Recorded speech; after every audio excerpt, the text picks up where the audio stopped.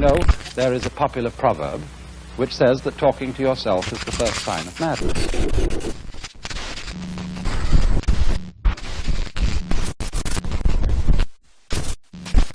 No.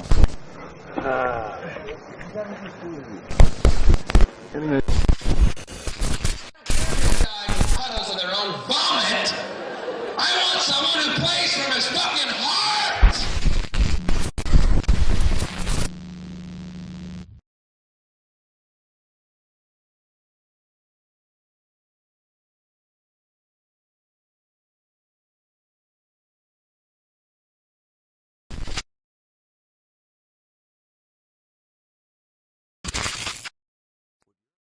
What you're about to hear, in all likelihood, will go directly against what you've been taught by your parents and your teachers, what you have been told by the churches, the media, and the government, and much of what you, your family, and your friends have always believed. Nonetheless, it is the truth, as you will see if you allow yourself to consider the issue objectively. Not only is it the truth, it may also be the most important truth you will ever hear. More and more people are discovering this truth, but to do so, it is necessary to look past many preconceived assumptions and deeply ingrained superstitions, to set aside one's lifelong indoctrination, and to examine some new ideas fairly and honestly. If you do this, you will experience a dramatic change in how you view the world. It will almost certainly feel uncomfortable at first, but in the long run, it will be well worth the effort. And if enough people choose to see this truth and embrace it, not only will it drastically change the way those people see the world, it will drastically change the world itself for the better. But if such a simple truth could change the world, wouldn't we have already known about it? And wouldn't we have put it into practice long ago? If humans were purely a race of thinking, objective beings, then yes. But history shows that most human beings would literally rather die than objectively reconsider the belief systems they were brought up in. The average man who reads in the newspaper about war, oppression, and injustice will wonder why such pain and suffering exists and will wish for it to end. However, if it's suggested to him that his own beliefs are contributing to the misery, he will almost certainly dismiss such a possibility without a second thought, and may even attack the one making the suggestion. So, viewer and listener, if your beliefs and superstitions, many of which you did not choose for yourself, but merely inherited as unquestioned hand-me-down beliefs, matter to you more than truth and justice, then please stop watching now and pass this movie on to someone else. If, on the other hand, you are willing to question some of your long-held preconceived notions, if doing so might reduce the suffering of others, then continue watching, and then pass it on to someone else.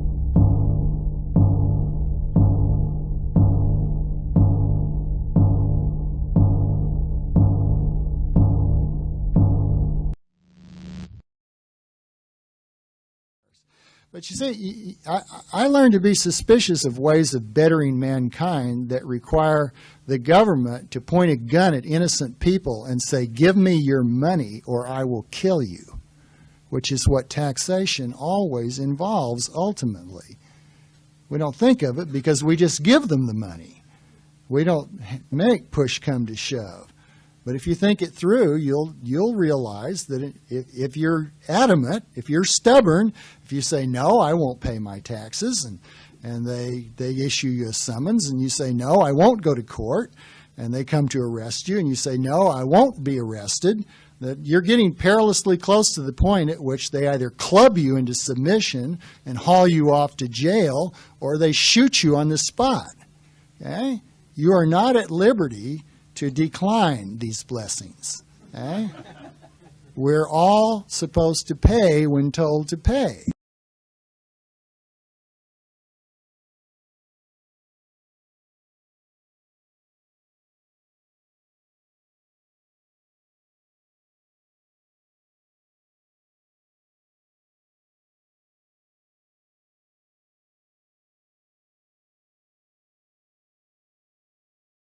Authority can be summed up as the right to rule. It is not merely the ability to forcibly control others, which to some extent nearly everyone possesses. It is the supposed moral right to forcibly control others. What distinguishes a street gang from government is how they are perceived by the people they control. The trespasses, robbery, extortion, assault, and murder committed by common thugs are perceived by almost everyone as being immoral, unjustified, and criminal. Their victims may comply with their demands, but not out of any feeling of moral obligation to obey, merely out of fear. If the intended victims of the street gang thought they could resist without any danger to themselves, they would do so, without the slightest feeling of guilt. They do not perceive the street thug to be any sort of legitimate, rightful ruler. They do not imagine him to be authority. The loot the thug collects is not referred to as taxes, and the threats are not called laws. The commands issued by those who wear the label of government, on the other hand, are perceived very differently by most of those whom the commands are aimed. Most people perceive the power and control that the lawmakers in government exert over everyone else to be valid and legitimate, legal and good. Most comply with such commands by obeying the law, and who surrender their money by paying taxes do not do so merely out of fear of punishment if they disobey, but also out of a feeling of duty to obey. No one takes pride in being robbed by a street gang, but many wear the label of law-abiding taxpayer as a badge of honor. This is due entirely to how the obedient perceive the ones giving them commands. If the controllers are perceived as authority, then by definition they are seen as having the moral right to give such commands, which in turn implies a moral obligation on the part of the people to obey those commands. To label oneself a law-abiding taxpayer is to brag about one's loyal obedience to government. How is taxation theft? How is it not?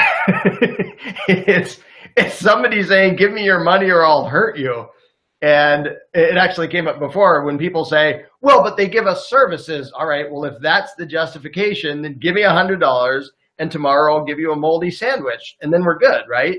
Because as long as I give you something with some of the stolen meat after the fact, then it's okay. And of course, everybody says, well, no, that wouldn't be okay. Okay, well, then stop pretending it's not theft and stop pretending that them giving us something back afterwards retroactively makes armed robbery okay, because that's insane. Again, it's just people sticking up for mythology they were taught that they've never thought about and still haven't thought about. And they repeat stuff. Well, it's called taxation, so it's not the same. Okay, I call that zebra a striped horse. Now is it something different, or is it the same damn thing with different words?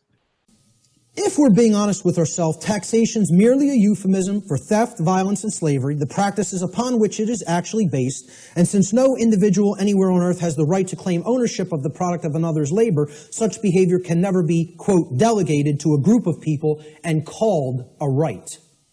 Therefore, it follows logically that all forms of taxation, I don't care what they are, excise tax, property tax, gift tax, inheritance tax, income tax, I don't care what form it is, taxes on corporations even, okay? All forms of taxation are always wrong according to natural law because they are all based in the destruction of free will, they are based on coercion, and they are ultimately based upon violence, all of which are wrongdoings, all of which are forms of theft, and all of which not one individual has the right to perform upon another. And this is what people want to justify and believe can be magically turned into a right. just because they want to euphemize it and call it taxation. As taxation is made compulsory on all, whether they vote or not, a large proportion of those who vote no doubt do so to prevent their own money being used against themselves, when in fact they would have gladly abstained from voting if they could thereby have saved themselves from taxation alone, to say nothing of being saved from all the other usurpations and tyrannies of the government. To take a man's property without his consent, and then to infer his consent because he attempts by voting to prevent that property from being used to his injury, is a very insufficient proof of his consent to support the Constitution. It is, in fact, no proof at all. And as we can have no legal knowledge as to who the particular individuals are, if there are any, who are willing to be taxed for the sake of voting, we can have no legal knowledge that any particular individual consents to being taxed for the sake of voting, or consequently consents to support the Constitution. This is a copy of the United States Constitution. And what it says, among other things, is that the Congress shall have power to lay and collect taxes. In other words, a long time ago, a bunch of guys got together and wrote down on a piece of paper, we have the right to rob you. Now, they didn't call it robbery, they called it taxation, because it sounds nicer. But it's essentially the same thing. We have the right to take your property from you by force, if necessary, without your consent. In this country, at the top of the gang called government are the congressmen, presidents, and judges. In other countries, the rulers are known by other names, such as kings, emperors, or members of parliament. And though they are at the top of the authoritarian organization, they are not perceived to be authority itself, the way kings used to be. They are still imagined to be acting on behalf of something other than themselves, some abstract entity called government. As a result of the belief in authority, they are imagined to have rights to do things in the name of government that none of them have the right to do as individuals. The legitimacy of their actions is measured not by what they do, but how they do it. In most people's eyes, the actions that politicians take in their own official capacity and the commands they issue by way of the accepted political rituals are judged by very different standards than are the actions as private individuals. If a congressman breaks into his neighbor's home and takes $1,000, he is seen as a criminal.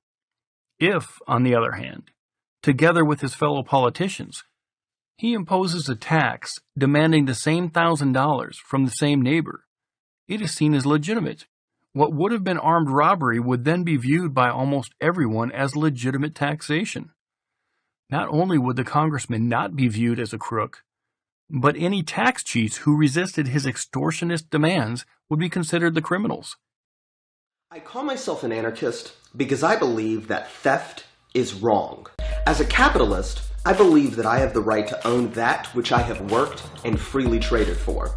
I believe in free trade and property rights, and impeding the rights to justly earned property is, in every form, theft.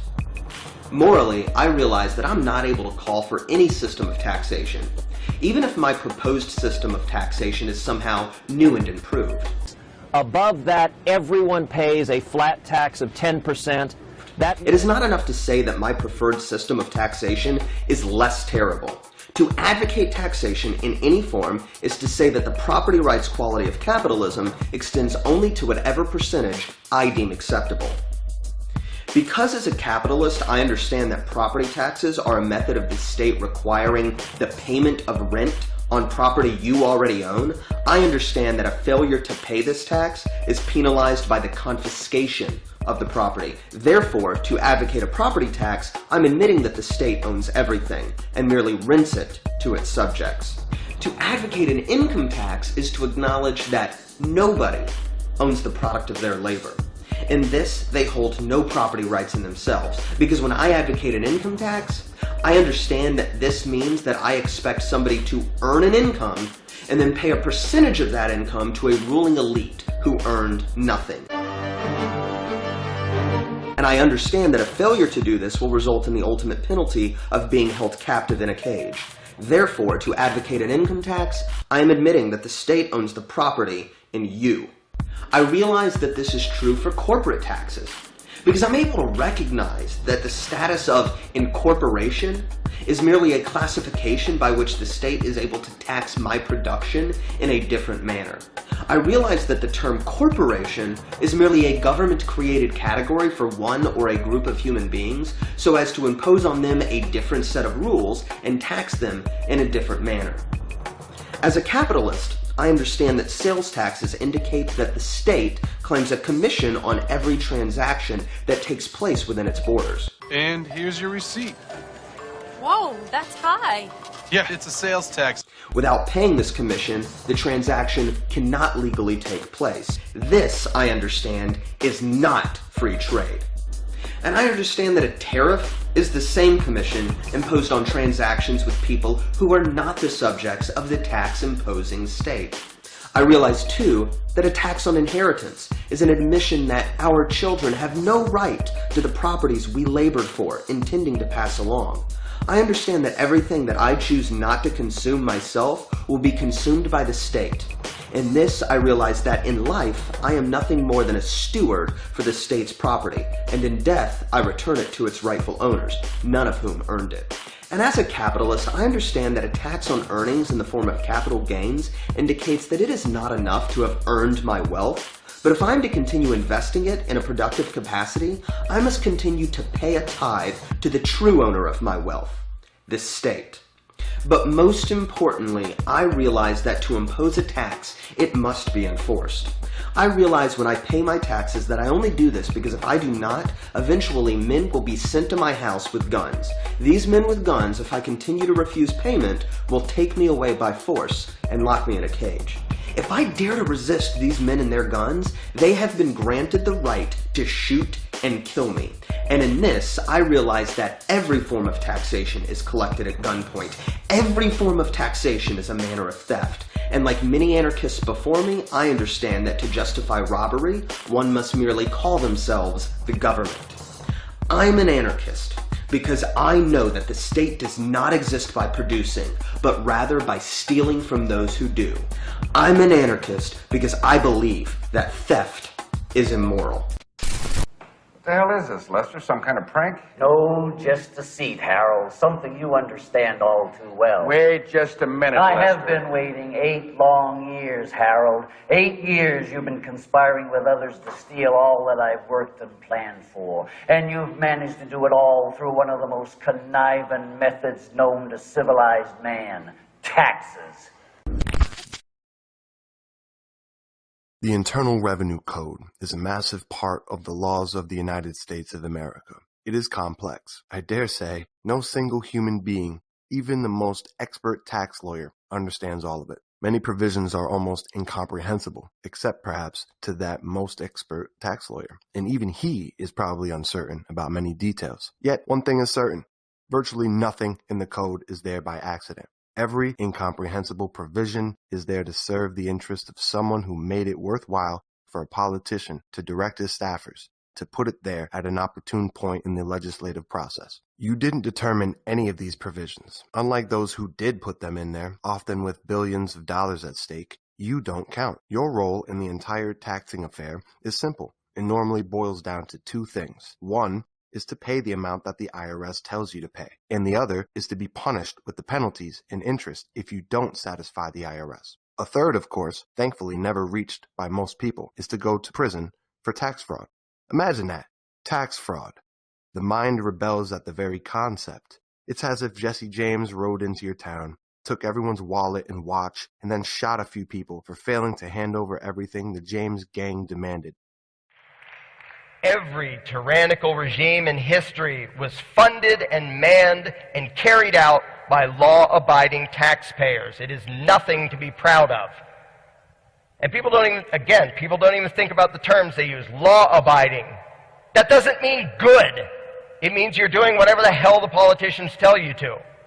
Taxpayer. That doesn't mean you give your money to good things. It means you give your money to politicians.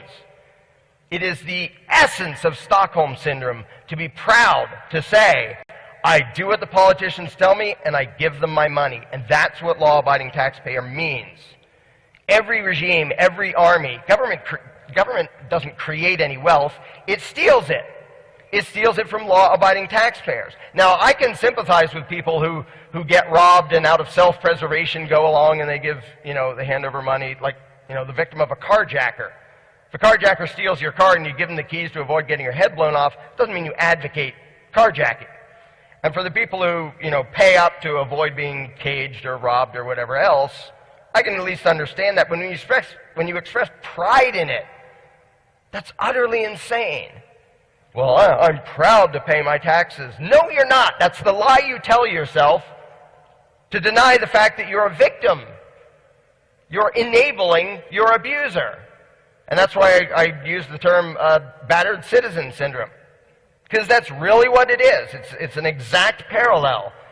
Well, yeah, they steal our money and they boss us around and they do all this evil crap. Well, how about we don't have them? No, we can't. I don't know. I can't even picture life without them. And they really love us and they really care and they're trying to take care of us and they'll probably be better soon. And it's sad. It's funny, but it's sad because that's what the American people do. That's what the people of every country do, is they make excuses for their oppressors. And then they take pride in being law-abiding taxpayers and pretend, we're proud to pay my taxes. Really? So if there wasn't a threat, if you were just left in freedom, you'd spend hours filling out long, stupid forms and then give a giant pile of money to the federal government and a pile to the state and a pile to whoever else? Really? And you'd pay for every single thing on the list on what's in the federal budget? Really? You'd do that voluntarily? No, you wouldn't. You're lying to yourself and you know it. Even if there's some things that you would fund voluntarily, first of all, the government version is always idiotically inefficient and corrupt. But even if there's some things like, well, roads, I wouldn't mind paying for roads. Cool. What do you mind paying for? Everybody has things that the government does that they don't like, which means everybody who pays taxes doesn't really want what they're forced to pay for. So to pretend I'm proud to pay my taxes, it's sad. It really is an expression of Stockholm Syndrome that I'm going to pretend that I'm going along with this. I'm going to pretend that I like this while I'm being abused because it's too embarrassing to say, yes, I'm a pathetic victim who lets my abuser do whatever the hell he wants to me. And I do nothing to resist, not even speak out, not even condemn his actions. And that's what it is to express pride in being a law-abiding taxpayer. It's to express pride in being a slave, and that's just sad. One of the more bizarre results of the belief in authority is that it causes its victims of government aggression to feel obligated to be victimized, and causes them to feel bad if they avoid being victimized. A prime example is a citizen who proclaims that he is proud to pay taxes, even if one believes that some of what he surrenders is used to fund useful things, such as roads, helping the poor, etc. To be proud of having been threatened and coerced into funding such things is still strange. Pride in being a law-abiding taxpayer is not the result of having helped people, which the person could have done far more effectively on a voluntary basis. The pride comes from having faithfully obeyed the commands of a perceived authority.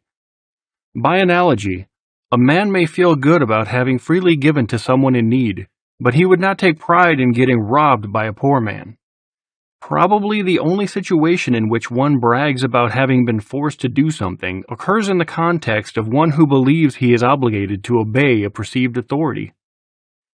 Having been trained to view obedience as a virtue, people want to feel good about surrendering what they earn to government, and so, with the help of political propaganda, they hallucinate that their contributions are actually helping society as a whole. They speak as if paying taxes means giving back to society or investing in the country. Such rhetoric, as common as it is logically nonsensical, since it implies that every one of the individuals who make up society and the country somehow each owes a debt to the group as a whole, but is owed nothing. What people are actually doing when they pay taxes is giving money not to society or the country, but to the politicians who make up the ruling class, to spend however they please. The implication, as odd as it is that people can benefit as a whole by every one of the people being robbed individually. The idea that the common good is better served by politicians spending everyone's money than it would be served by each person spending his own money is strange, to say the least. Recently, the lie of taxes serving the common good has become more transparent as governments have spent astronomical amounts of money on things which obviously serve the elite at the expense of society and humanity. This would include warmongering, direct multi-billion-dollar redistribution schemes benefiting the richest people in the world, bailouts, and government takeovers of various segments of the economy, e.g., healthcare industry, among other things. In fact, there is almost nothing average people could financially support that would be less helpful to society and humanity in general than paying taxes. Whatever things a person views as worthwhile, schools, roads, defense, helping the poor, etc., he could just as easily support without going through politicians and government. Yet, many people specifically express pride in having surrendered the fruits of their labor to their masters, having paid their taxes. Consider how someone would be viewed who proudly proclaimed, "I lied on my tax return, avoiding giving $3,000 to the government, and gave $3,000 to a really good charity instead." Many people would still condemn such a person for his criminal disloyalty to the masters, even if the person's actions better served humanity than paying his taxes would have. This is because the pride expressed by many people does not come from helping humanity, but from obeying authority. There is little or no chance that anyone would voluntarily contribute his own wealth to every one of the programs and schemes now funded via government. And if he hands over money only because some law or other authority compelled him to, and then expresses pride in having done so, he is in essence boasting about having been forcibly dominated, precisely the way a thoroughly indoctrinated slave might take pride in serving his master well. There is a big difference between feeling good about having voluntarily supported some worthy cause and taking pride in being subjugated. Instead of being offended at the insult and injustice of being coercively controlled and exploited, in fact, instead of even recognizing that as injustice, many victims of government oppression feel profound loyalty to their controllers. Now, for our viewers that might not be completely au fait with libertarianism, what is it that you stand for? It's a political philosophy that wants to maximize individual liberty and minimize government. We believe in self-ownership. We believe that every individual owns his own life, his own body, the fruits of his own labor, and that these are fundamental human rights that nobody should violate, including the government. So if libertarianism is trying to pay as little tax as possible, do you not find yourself in a situation where you get what you pay for? Well, there's many reasons why we're opposed to taxation. The first reason is a moral reason. We believe taxation is immoral. We believe that every individual has a right to his own life, and therefore a right to the fruits of his labor, a right to his property, and that it is morally wrong to take somebody's property against their will. And that is what taxation is. Taxation is a legalized form of robbery. What changes would libertarianism bring to Europe? Well, first of all, we'd have a lot more freedom. It would mean that people would now control their own lives. They could control their own destinies. They could decide for themselves what it is they want to do with the fruits of their own labor. They no longer have a government that's taking half of what they earn. What would he get? What do we get in return? We get streets, we get highways filled with traffic jams. We get hospitals with waiting lines. We get schools that are very expensive, but the quality of these schools is not all that great. We get an army of bureaucrats whose job is to make new rules, and they keep making new rules all the time. There is a strange paradox involved in the concept of lawmakers, in that they are perceived to have the right to give commands, impose taxes, regulate behavior, and otherwise coercively control people, but only if they do so via the legislative process. The people in government, legislators, are seen as having the right to rule, but only if they exert their supposed authority by way of certain accepted political rituals. When they do, the lawmakers are then imagined to have the exclusive right to give commands and hire people to enforce them, a right no other individual possesses. To put it another way, the general public honestly imagines that morality is different for lawmakers than it is for everyone else. Demanding money under the threat of violence is a moral theft when most people do it. but is seen as taxation when the politicians do it. Bossing people around and forcibly controlling their actions is seen as harassment, intimidation, and assault when most people do it, but is seen as regulation and law enforcement when the politicians do it. They are called lawmakers rather than threat makers, because their commands, if done via certain legislative procedures, are seen as inherently legitimate. In other words, they are seen as authority, and obedience to their legislative commands is seen as a moral imperative. Robert Nozick developed something called the tale of the slave. It's very brief, goes through 9 quick stages. Nozick invites you to imagine yourself as the slave in the story. Stage 1 is that you are indeed a slave subject to a brutal master who forces you to work for him and who beats you arbitrarily. In the second stage, the master lightens up a bit, and he beats you only for breaking the rules, and he even grants you some free time. In the third stage, we add the additional dimension that you are one of a group of slaves subject to this master. And this master, based on principles that are acceptable to all of you, decides how goods will be allocated among you. In the fourth stage, you even get some time off.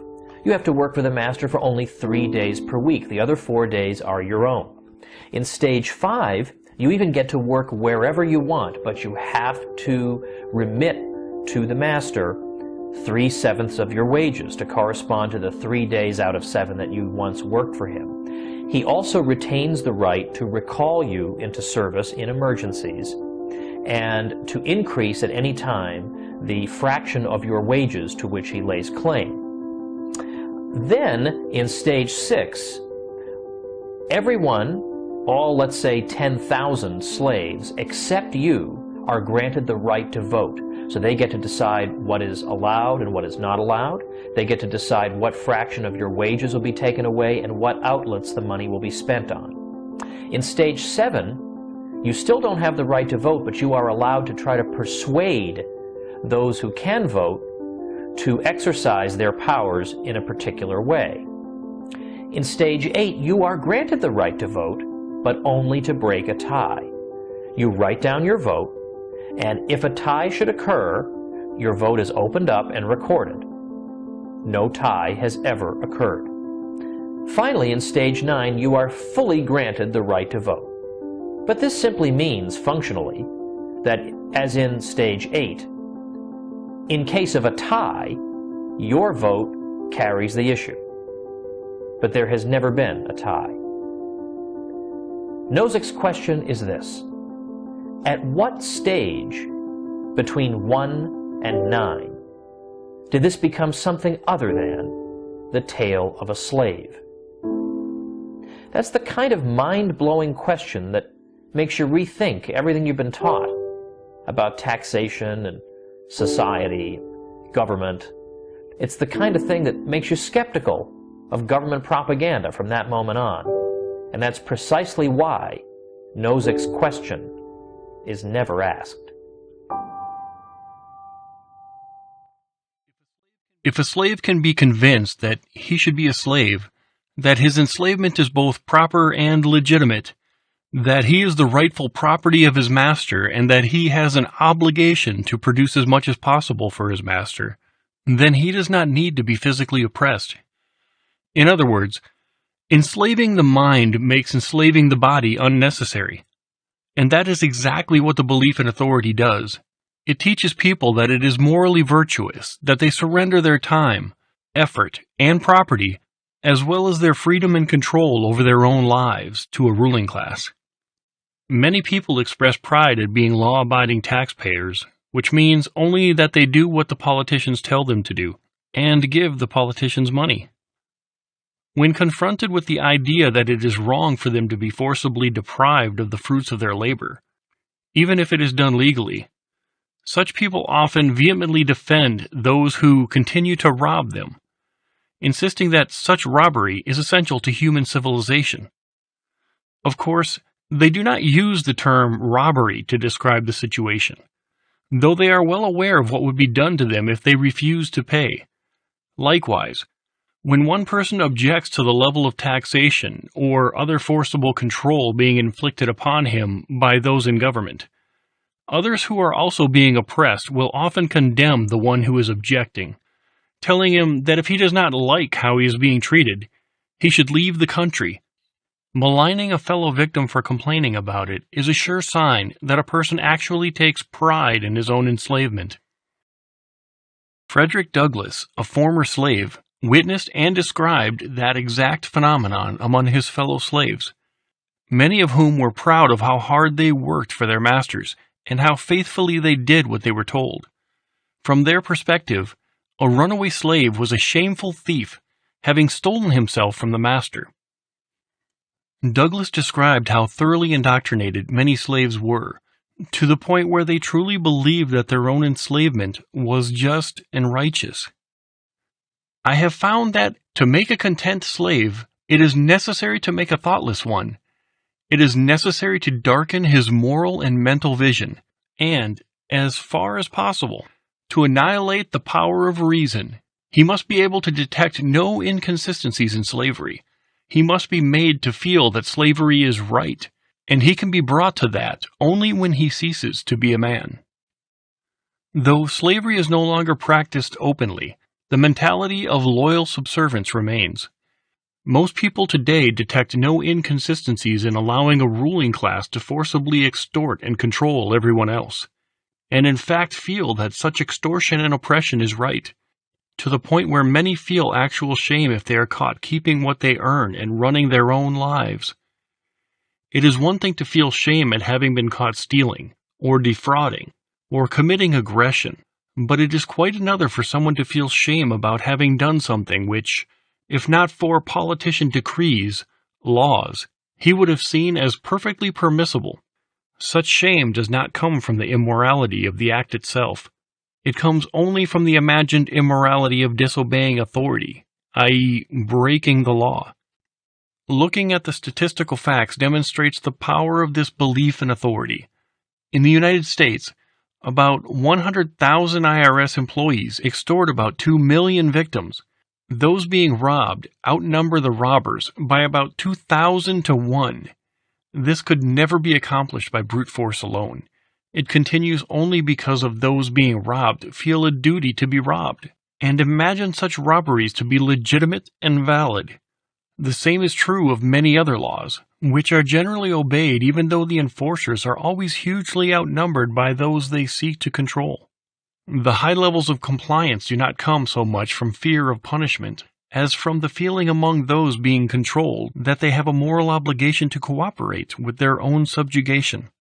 You know, I find it interesting that throughout the last month or so, I've had what seems to be a shortage of statist retards to debunk. Then, all of a sudden, when I'm planning on making a video on public education, these videos start popping up like dandelions. Also, I've noticed this really annoying thing that these lefty, anti-capitalist channels do when making videos, but what they like to do is put these propaganda images in the background which convey a message that they never try to argue in their video as to send a message to their viewers, then claim that people who point out how nonsensical it is are deflecting. But anyway, as for this propaganda image, private tyrannies do not exist, because in order for oppression to exist there requires arbitration, since oppression cannot naturally exist and requires a systemic implementation. And the reason for that being is because it defies self-ownership, and self-ownership is an objective conclusion, as I'll explain in a moment. But simply, ethics can be arrived at objectively because, well, logic is objective. This is the reason fallacious reasoning exists, and simply broken reasoning must be rejected as it's internally inconsistent, and internal inconsistencies fundamentally cannot be defended since they pose a contradiction, and contradictions cannot exist in nature. So if someone does, for example, initiate force, they would need structural arbitration in order to stop others from using force to protect themselves or to hold the aggressor accountable. And without the government, private companies have no such method of holding themselves above the law, and the state is the only organization capable of creating arbitration like this on a systemic level, since the state, fundamentally through the social contract, is designed to create its own laws. Could you imagine, for example, if Monsanto killed a bunch of people, then was taken to court, and Hugh Grant defended himself with, well, it's not really murder because some of our corporate lawyers say it's legal for us to indiscriminately kill anyone we like at any time for any reason. Well, that is exactly what the state does.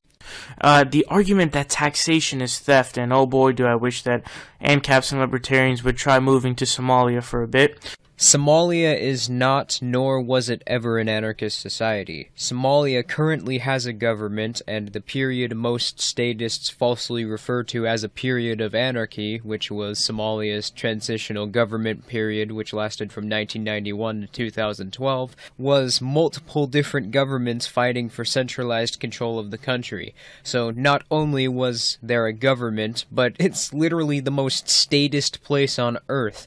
The government literally got so big that it started infighting with itself. I mean, for God's sakes, how can you morons say that Somalia was anarchist with a straight face? Because you don't know the facts? But I'm here to talk about why taxation is not theft. But taxation is theft. Taxation is the government coercing money out of you, and yes, statists, you may not like it, but it is coercive. You never sign any agreement which allows the state to do this, nor do you have the ability to withdraw any consent, since no agreement existed to begin with. And if you don't pay, you're held at gunpoint, and you'll be either taken to jail or killed if you resist. So, you're held at gunpoint, deprived of your property, so quite literally taxation is theft. I don't see how you can get around that. And just because you LARP in a scary official-looking uniform doesn't make you any less of a thief.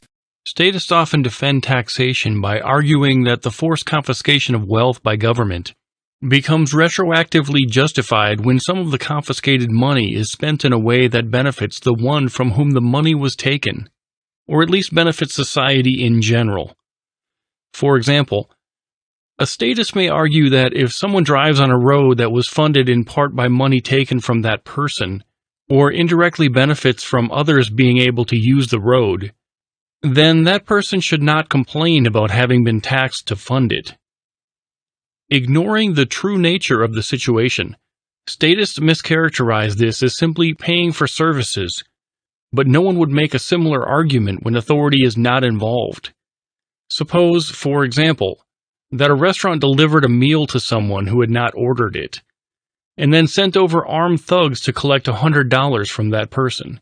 If the person, after being extorted in that way, chose to eat the meal, no rational person would argue that that would make the restaurant's actions morally acceptable.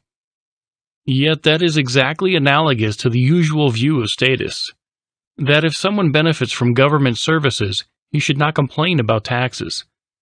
The unstated premise is that legal robbery is perfectly legitimate, as long as authority afterward provides some benefit to the one who is robbed.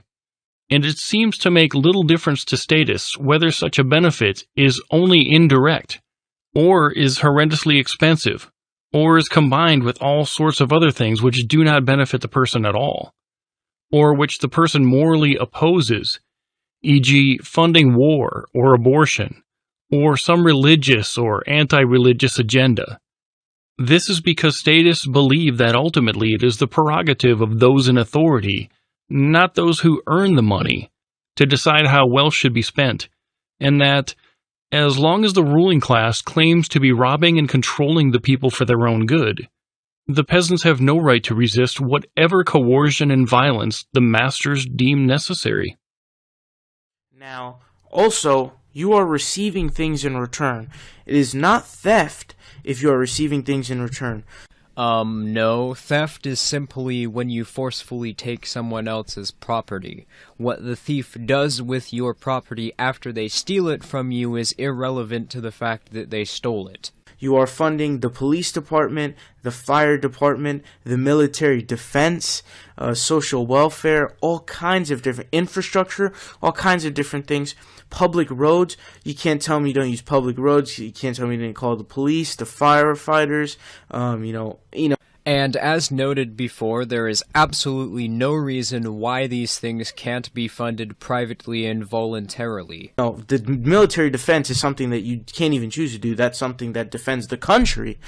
Aside from the fact that militaries, like any other organization you just mentioned, can simply be privately or voluntarily funded, what are they defending the country from? Vietnam, Korea, Afghanistan, Gulf War, both world wars? Can you name one war which needed to be fought in U.S. history? And wars based in response to state aggression don't count, since those wouldn't exist without a state either. And even if that is the case, that they're simply defending the U.S., what are they defending the U.S. from? Another state taking over? What would be the difference between that and what we have now? From, obviously being taken over. Now, also, another thing is, you don't have to pay taxes. You can move to another country. Domestic violence isn't abuse because you could just move to another house. Someone burning your house down isn't arson because you could simply move to another house. Bullying isn't bullying because you could simply move to another school.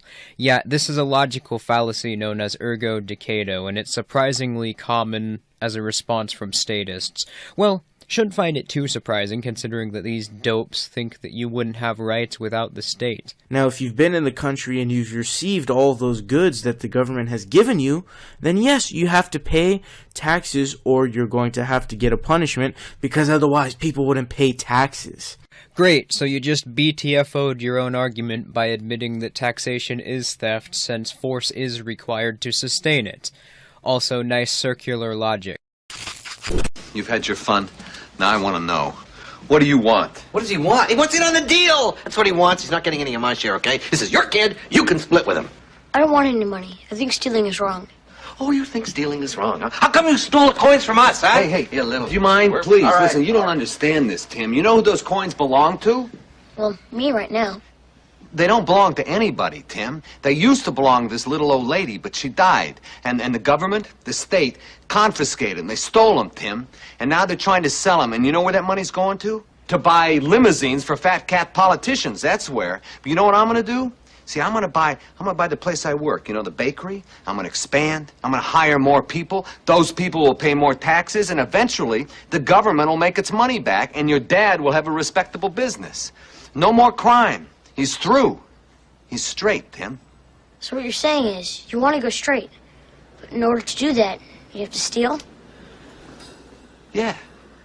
I'm 11. That seems dumb even to me.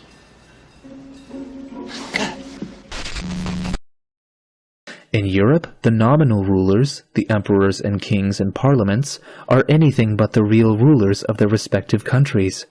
They are little or nothing else than mere tools, employed by the wealthy to rob, enslave, and, if need be, murder those who have less wealth or none at all. The Rothschilds, and that class of moneylenders whom they are the representatives and agents, men who never think of lending a shilling to their next-door neighbors for purposes of honest industry, unless upon the most ample security and at the highest rate of interest, stand ready at all times to lend money in the unlimited amounts to those robbers and murderers who call themselves governments, to be expended in shooting down those who do not submit quietly to being robbed and enslaved. They lend their money in this manner, knowing that it is to be expended in murdering their fellow men, for simply seeking their liberty and their rights, knowing also that neither the interest nor the principal will ever be paid, except as it will be extorted under the terror of the repetition of such murders as those for which the money lent is to be expended. These moneylenders, the Rothschilds for example, say to themselves, "If we lend 100 million sterling to the Queen and Parliament of England, it will enable them to murder 20, 50, or 100,000 people in England, Ireland, or India, and the terror inspired by such wholesale murder will enable them to keep the whole people of those countries in subjection for 20 or perhaps 50 years to come, to control all their trade and industry, and to extort from them large amounts of money under the name of taxes, and from the wealth thus extorted from them, they, the Queen and the Parliament, can afford to pay us a higher rate of interest for our money than we can get in any other way. Or, if we lend this sum to the Emperor of Austria, it will enable him to murder so many of his people as to strike terror into the rest, and thus enable him to keep them in subjection and extort money from them for 20 or 50 years to come. And they say the same in regard to the Emperor of Russia, the King of Prussia, the Emperor of France, or any other ruler so-called, who in their judgment will be able, by murdering a reasonable portion of his people, to keep the rest in subjection and extort money from them for a long time to come, to pay the interest and principal of the money lent him. The controllers enact a law saying that any of their subjects who own property must give to the controllers every year a payment in the amount of 2% of the value of the subject's property. The demand is called property tax, and it is proclaimed to be the law, and any who disobey it are criminals and tax cheats. The controllers then set up an organization of tax collectors to find any who disobey, to either forcibly extract money from them or to forcibly evict them from their properties and seize such properties and give them to the controllers. Of course, if anyone did that without all of the authoritarian propaganda, it would be called extortion. You have to pay me a bunch of money every year or I won't let you live in your own house. And very few people, including those who now work as tax collectors, would want to be part of such a racketeering scheme. Yet when the exact same thing is done legally, not only will average people accept the job being part of such an extortion racket, but they will show disdain for any who resist it. Those who try not to be robbed are viewed as greedy tax cheats who don't want to pay their fair share, and those whose job it is to forcibly take money or property from such tax cheats usually do so with a feeling of righteousness, because they truly believe that the authority of law can take what is usually an immoral act, theft, extortion, and racketeering, and transform it into something righteous and legitimate, so they can commit mass robbery, feel good about it, and feel contempt for their victims. That is the power of the most dangerous superstition. Statists often argue that taxation is not theft because governments use the tax revenue for things that are for the common good. So it's just a matter of people paying for goods and services they receive. Such an argument ignores the fundamental nature of the situation. A simple example makes the double standard obvious. Suppose a stranger came up to you and said he mowed your lawn and left an item for you at your house, and now demanded that you give him $1,000, though you had never agreed to any such arrangement. Obviously, that would constitute extortion, and you would have no duty to pay, even if he really had mowed your lawn and left you something. No one has the right, without your consent, to provide you some item or service when you didn't ask for it and didn't want to buy it, and then forcibly take from you whatever he declares the item or service to be worth. And yet, that is exactly what every government, at every level, always does. It is curious that death and taxes should have been so widely recognized as the only two events which humans may be certain, because although death's inevitability is biologically determined, taxation's seemingly inevitability springs from nothing more than ideological bamboozlement conjoined with human failure to resist the tyrant, even when such resistance would prove successful if stoutly undertaken by the exploited masses.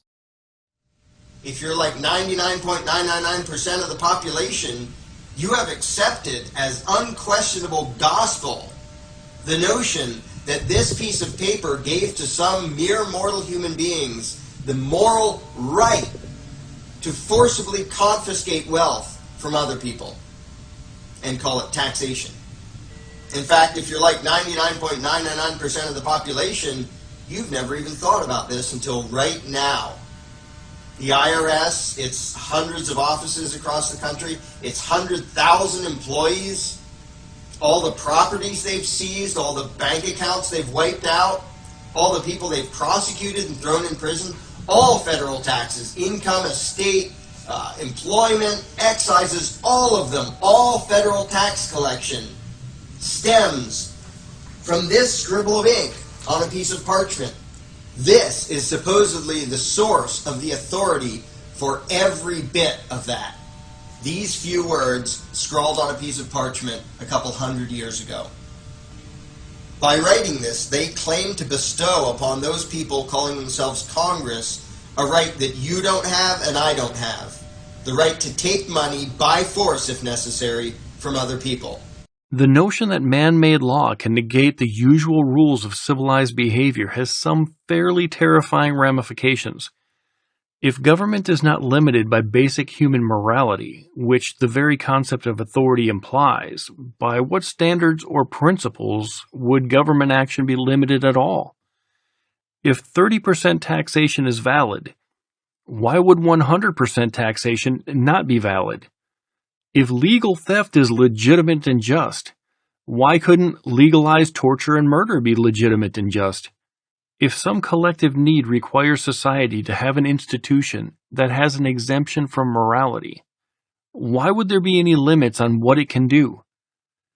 If exterminating an entire race, or outlawing a religion, or forcibly enslaving millions is deemed necessary for the common good, by what moral standard could anyone complain?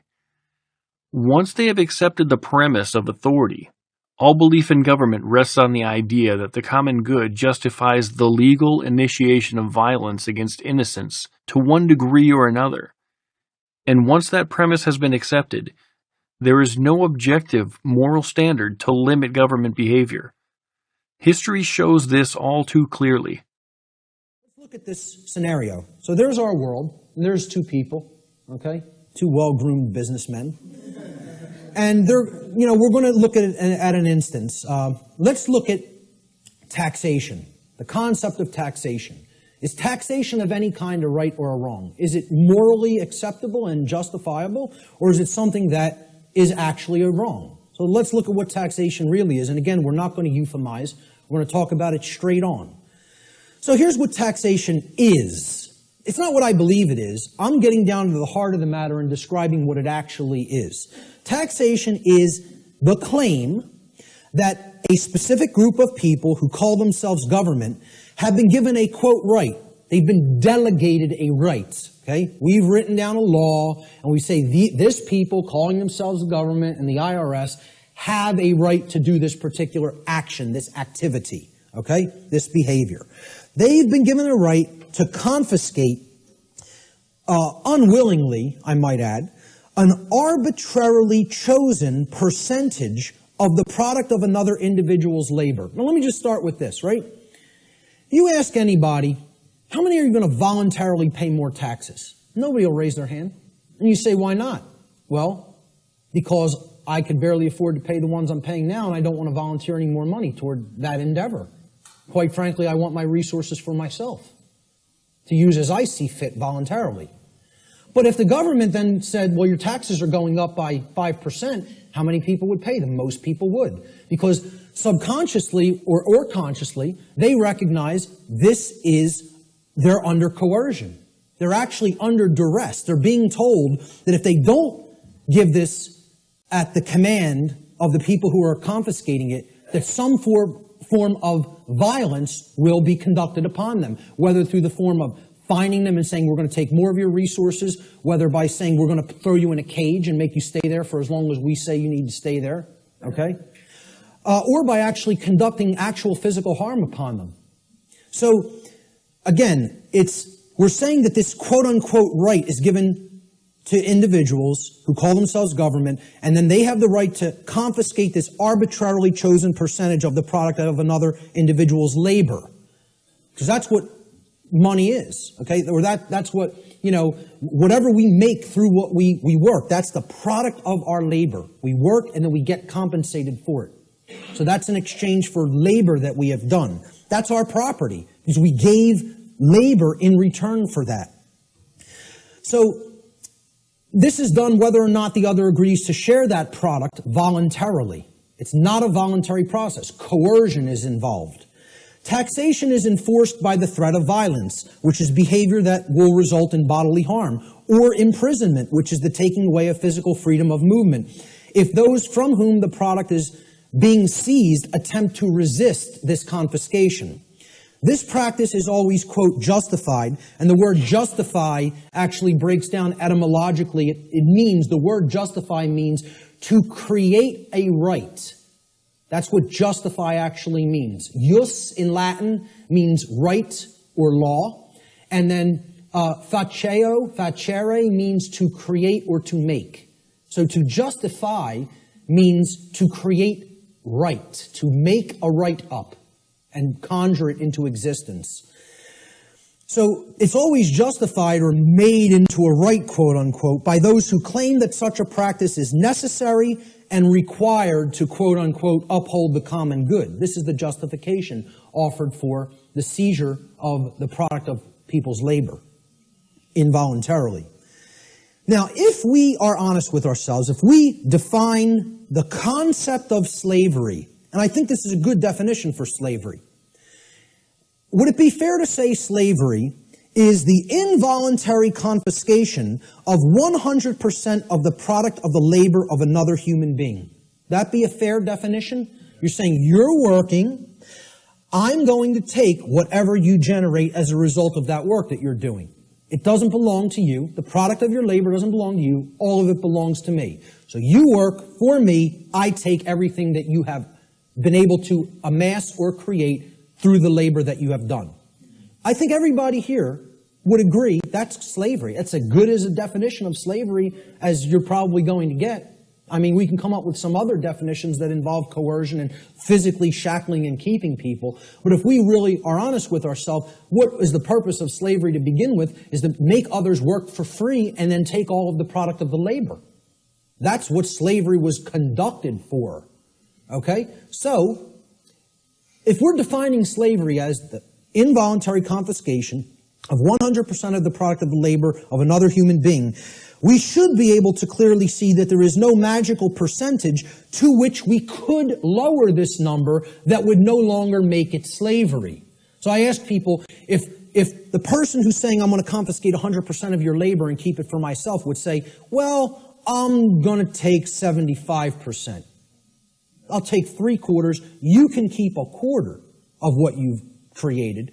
Would that no longer constitute slavery? And I don't care what you say I'm going to use the 75% for. Okay? If you're telling somebody you have no choice, 75% of your labor belongs to me, would that no longer be slavery just because they allow them to keep 25? Okay, let's lower it to 50. Is it still slavery? Okay. Well, what percentage could it possibly be lowered to for it not to be slavery anymore? Only 0. There is no percentage that it could be lowered to for it not to constitute slavery. And again, if we're being honest with ourselves, many people want to justify this in many ways by saying, oh, it's used for services. Services which someone doesn't have a right to refuse.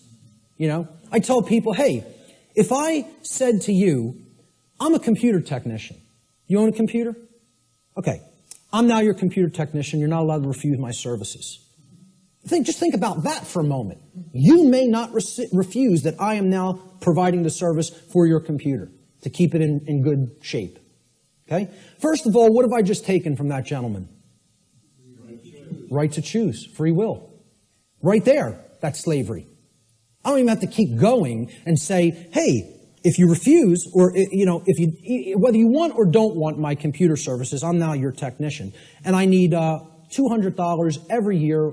I'll come over a couple of times. I don't care whether you're happy with my service or not, okay? And if you don't pay me, I'm coming and taking the computer. Now, is that really your property if you're living under that kind of duress? Or am I just the violent criminal who's saying I'm going to steal your stuff if you don't give me what I say? I'm holding you under extortion. That's duress. That's called duress. It means I am threatening violence unto the person unless they conform to my will. And that's what we're all held under. We're held under duress. All forms of taxation are duress. It is a master class telling people you have no right to refuse the arbitrarily set confiscation of your labor that I deem is going to be necessary for what I say it's necessary for. So how could you possibly claim that your home belongs to you if you're paying something called a property tax? That somebody is saying, for the services we provide in this community, you must pay us this percentage, and if you don't pay it, your house is going to be turned over to the government. And you know what that's called? There's a term for that, okay? When a society doesn't actually have true private property ownership rights, and a higher class of masters actually owns the land and owns the property and only allows the peasant class to live upon the property for as long as they pay tribute to the master class, who can tell me what system of government that is? That's called feudalism. And that's the United States government and just about every government on the earth. You live in feudalism. There's no such thing as democracy. There's certainly not a constitutional republic, that's for sure. Okay? The de facto state of government, which means indeed, in action, is feudalism. And feudalism is just another euphemism. It's a euphemism for slavery. Okay? Because slaves aren't allowed to own property. Slaves aren't allowed to keep the product of their labor. That's all it really is. If we're being honest with ourselves. Once again, there's my catchphrase for this section. Okay? We want to euphemize it, justify it, call it something else, right? I said this to that New Age woman at the UFO conference. And she said, again, I prefer not to see it that way. Well, you're not being honest with yourself. You're lying. It's called lying to yourself. That's what cognitive dissonance is. It's called lying to yourself. The belief in authority is what allows for the strange psychological contradiction, as it convinces the advocates of wealth redistribution schemes that the victims of legal extortion have an obligation to cooperate, and the use of violence against those who do not pay their taxes is therefore justified.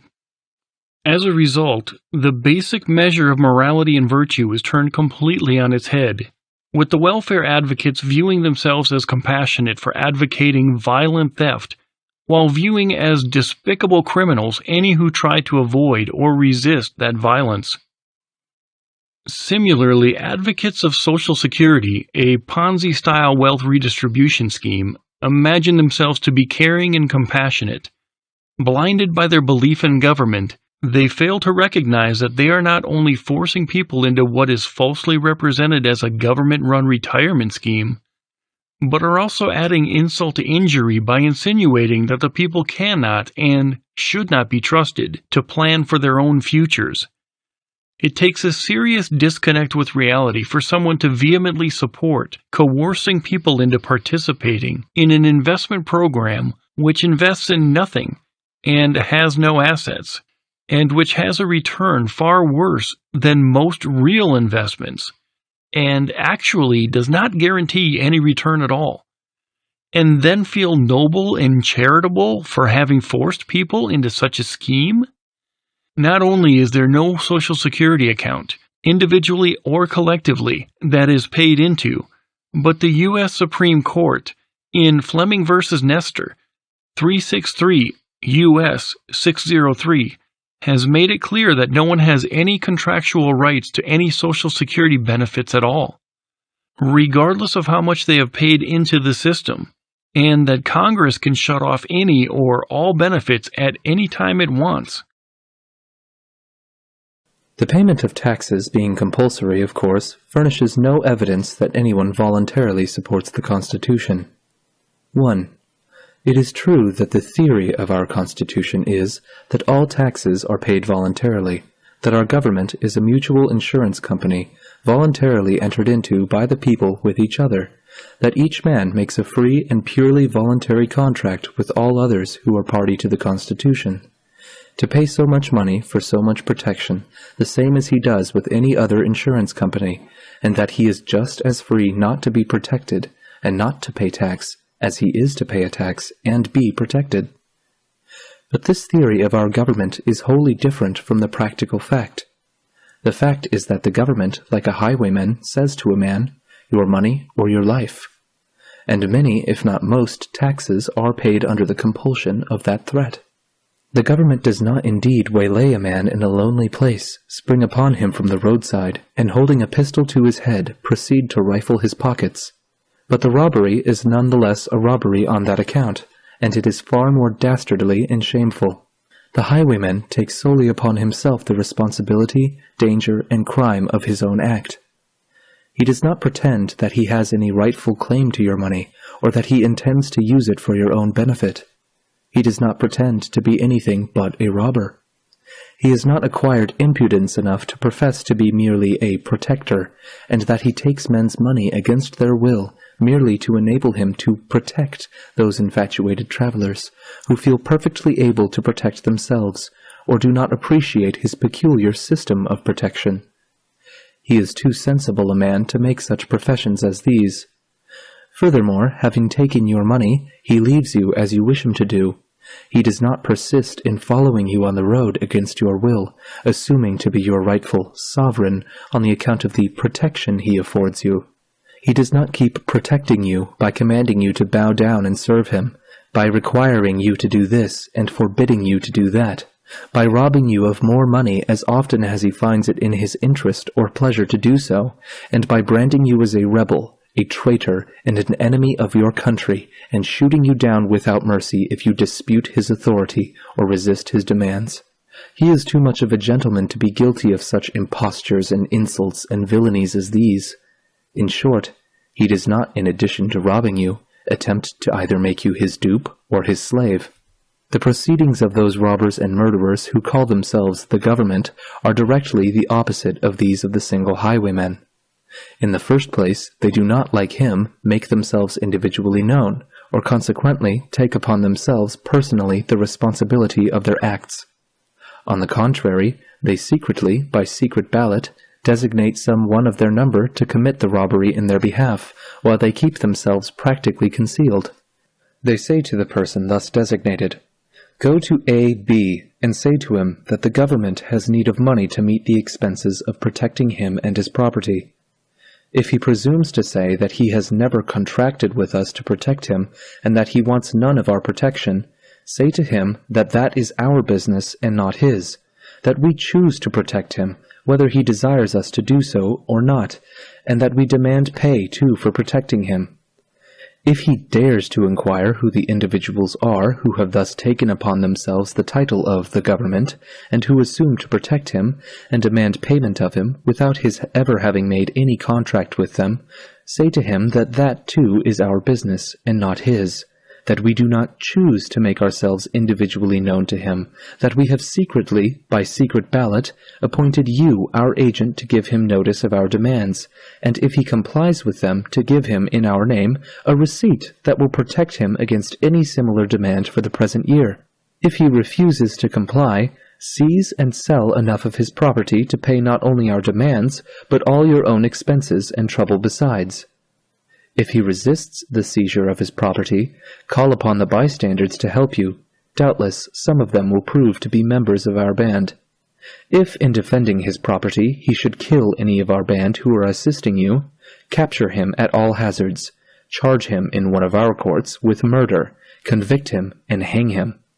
If he should call upon his neighbors, or any others who, like him, may be disposed to resist our demands, and they should come in large numbers to his assistance, cry out that they are all rebels and traitors, that our country is in danger. Call upon the commander of our hired murderers. Tell him to quell the rebellion and save the country, cost what it may. Tell him to kill all who resist, though they should be hundreds of thousands, and thus strike terror into all others similarly disposed. See that the work of murder is thoroughly done, that we may have no further trouble of this kind hereafter. When these traitors shall have thus been taught our strength and our determination, they will be good, loyal citizens for many years, and pay their taxes without a why or a wherefore. It is under such compulsion as this that taxes, so-called, are paid, and how much proof the payment of taxes affords that the people consent to support the government, it needs no further argument to show. 2. Still another reason why the payment of taxes implies no consent or pledge to support the government is that the taxpayer does not know and has no means of knowing who the particular individuals are who compose the government. To him, the government is a myth, an abstraction, an incorporeality with which he can make no contract, and to which he can give no consent and make no pledge. He knows it only through its pretended agents. The government itself he never sees. He knows indeed by common report that certain persons of a certain age are permitted to vote, and thus to make themselves parts of, or, if they choose, opponents of the government for the time being. But who of them do thus vote, and especially how each one votes, whether as to aid or oppose the government, he does not know, the voting being all done secretly by secret ballot. Who, therefore, practically compose the government for the time being, he has no means of knowing. Of course he can make no contract with them, give them no consent, and make them no pledge. Of necessity, therefore, his paying taxes to them implies on his part no contract, consent, or pledge to support them, that is, to support the government or the Constitution. 3. Not knowing who the particular individuals are who call themselves the government, the taxpayer does not know whom he pays his taxes to. All he knows is that a man comes to him representing himself to be the agent of the government, that is, the agent of a secret band of robbers and murderers who have taken to themselves the title of government, and have determined to kill everybody who refuses to give them whatever money they demand. To save his life, he gives up his money to this agent. But as this agent does not make his principles individually known to the taxpayer, the latter, after he has given up his money, knows no more who are the government, that is, who were the robbers, than he did before. To say, therefore, that by giving up his money to their agent he entered into a voluntary contract with them, that he pledges himself to obey them, to support them, and to give them whatever money they should demand of him in the future, is simply ridiculous. 4. All political power, as it is called, rests practically upon this matter of money. Any number of scoundrels having enough money to start with can establish themselves as a government, because with money they can hire soldiers, and with soldiers extort more money, and also compel general obedience to their will. It is with government, as Caesar said it was in war, that money and soldiers mutually supported each other, that with money he could hire soldiers, and with soldiers extort money. So these villains who call themselves governments well understand that their power rests primarily upon money. With money they can hire soldiers, and with soldiers extort money. And when their authority is denied, the first use they always make of money is to hire soldiers to kill or subdue all who refuse them more money. For this reason, whoever desires liberty should understand these vital facts, that is, 1. That every man who puts money into the hands of a government, so-called, puts into its hands a sword which will be used against himself, to extort more money from him, and also to keep him in subjection to its arbitrary will. 2. That those who will take his money without his consent in the first place will use it for his further robbery and enslavement, if he presumes to resist their demands in the future. 3. That it is a perfect absurdity to suppose that any body of men would ever take a man's money without consent for any such object as they profess to take it for, that is, that of protecting him, for why should they wish to protect him if he does not wish them to do so? To suppose that they would do so is just as absurd as it would be to suppose that they would take his money, without his consent, for the purpose of buying food or clothing for him when he did not want it. 4. If a man wants protection, he is competent to make his own bargains for it, and nobody has any occasion to rob him in order to protect him against his will. 5. That the only security men can have for their political liberty consists in their keeping their money in their own pockets, until they have assurances, perfectly satisfactory to themselves, that it will be used as they wish it to be used, for their benefit, and not for their injury. 6. That no government so-called can reasonably be trusted for a moment, or reasonably be supposed to have honest purposes in view any longer than it depends wholly upon voluntary support. These facts are all so vital and so self-evident that it cannot reasonably be supposed that anyone will voluntarily pay money to a government for the purpose of securing its protection unless he first makes an explicit and purely voluntary contract with it for that purpose. It is perfectly evident, therefore, that neither such voting nor such payment of taxes as actually takes place proves anybody's consent or obligation to support the Constitution. Consequently, we have no evidence at all that the Constitution is binding upon anybody, or that anybody is under any contract or obligation whatever to support it, and nobody is under any obligation to support it. everybody home, asshole. Except us. Just give me your money, sucker. You heard the man. I'm gonna cut you, motherfucker. Is this what you want? Huh? You want this? You want my money? You want to take it?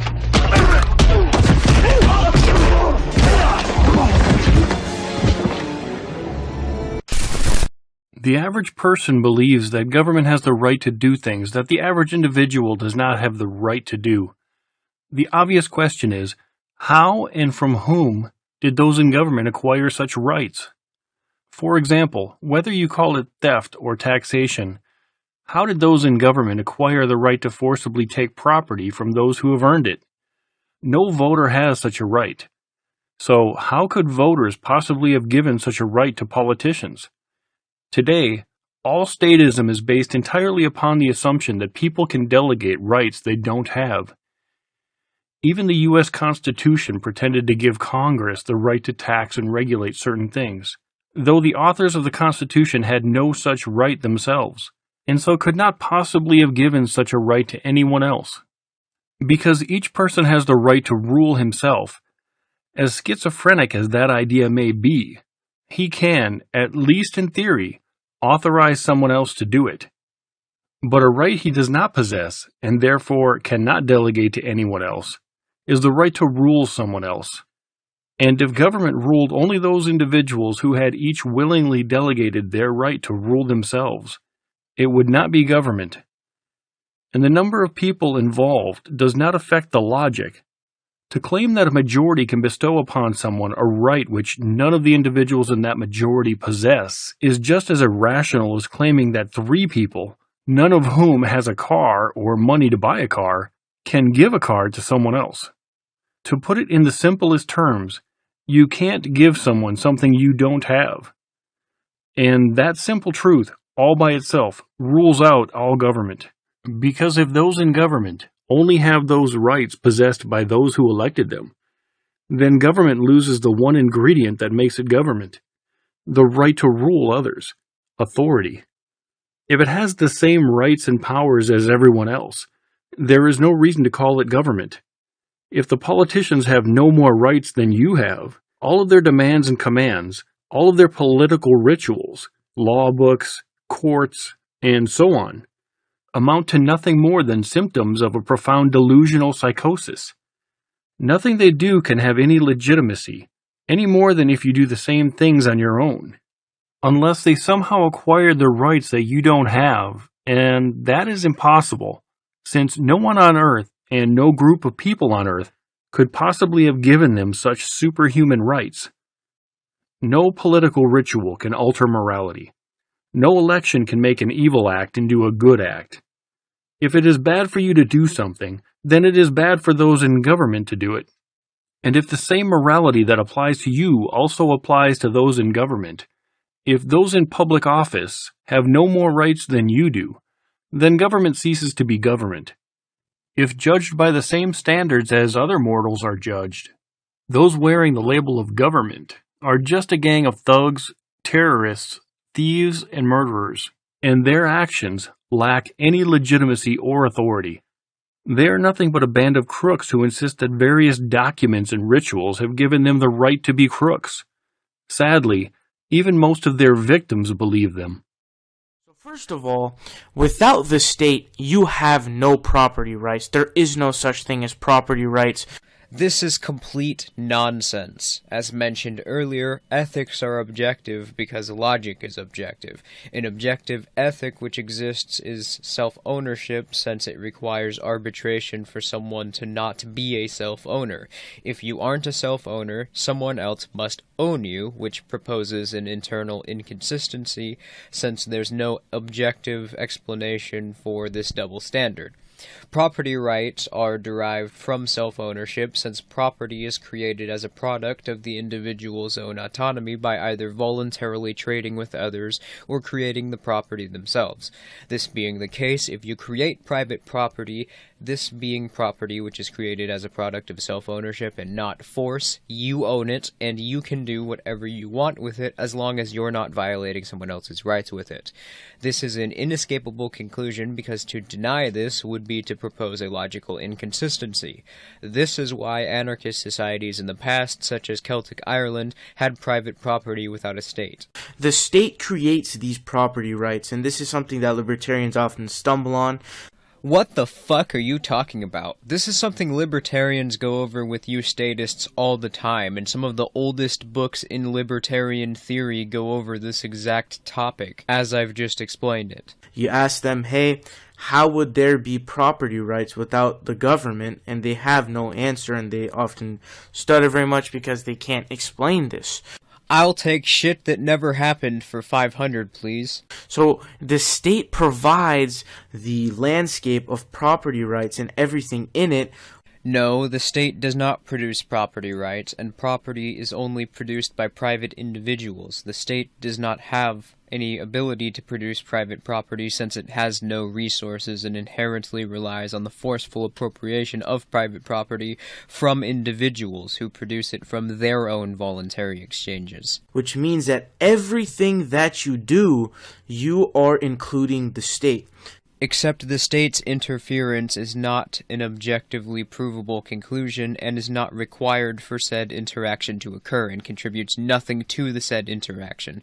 Say, for example, I just want to buy some food from a local producer who produced the food with their own material. Where does the state need to be involved in that interaction? Nowhere. I want food so I can feed myself and maybe my family, and they want to exchange their food for my money since they need money to maintain a living and to continue producing more food to sustain their existence. There is absolutely no reason whatsoever why the state needs to be involved in this interaction. With this being the standard for any and all exchanges, this then proposes the question, why does the state need to exist? And quite simply, it doesn't. Individuals are more than capable of doing for themselves voluntarily everything that the state currently quote-unquote provides, and better, since decentralized voluntary trade comes with innovation and competition, since that is the natural conclusion of the producer's incentive to keep producing and attracting more customers to sustain their own existence. State products don't have this since they're guaranteed an income regardless of the quality of the service they provide. So when you sign a contract with your employer or your employee or whoever, everything is attached to the state because the state creates the whole landscape of property rights and everything that goes on in the state.